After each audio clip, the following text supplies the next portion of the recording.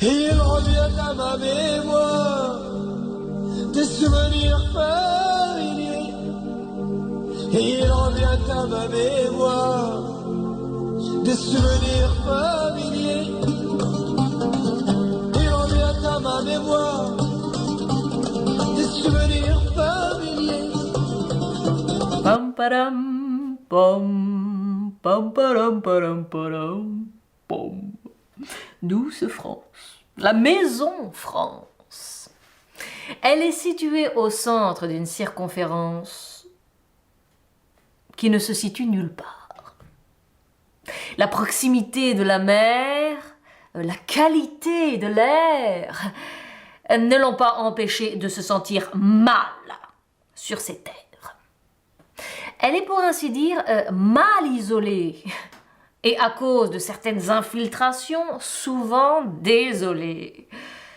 Son soleil est rarement en érection et ses vents ne soufflent jamais dans la bonne direction. Mais en elle, ce n'est pas la nature qui irrite, mais les bourgeois gentilshommes qui l'habitent. Sur leur porte d'entrée, il y a une drôle d'inscription.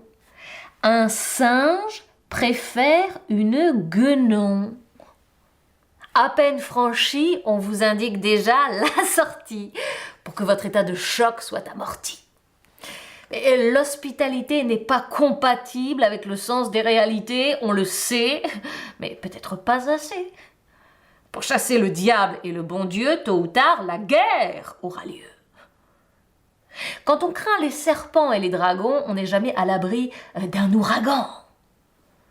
Et ses habitants ont du mal à se sentir chez eux. Ils évoquent le passé pour révoquer l'avenir. Ils se ressemblent, mais ont du mal à vivre ensemble. Ils sont critiques, ils sont cyniques, ils sont pathétiques. Ils rêvent de rêver, mais ne rêvent pas pour de vrai. Ils crèvent de peur. Peur de crever de leur plein gré. Peur de ne pas avoir assez de vin pour s'enivrer, ni de levain pour digérer. Mais ils ne sont pas à une contradiction près. Ah, ils n'ont que des leçons à donner, aucune à recevoir. Ils n'aiment ni les juifs, ni les arabes, ni les noirs. Ils ont le culot de vous le faire savoir.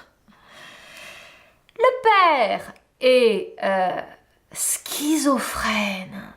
Il fait mine de découvrir la pièce qu'il a lui-même mise en scène.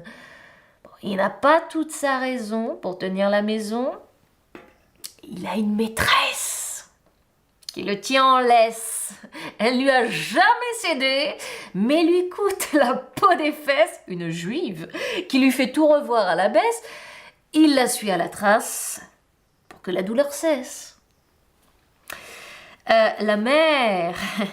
La mère est beaucoup plus cachotière. C'est avec un arabe qu'elle s'envoie en l'air. Son dernier né, elle le doit à son adultère. Un peu de sang arabe pour détendre l'atmosphère. Et la fille aînée a conçu elle-même son bien.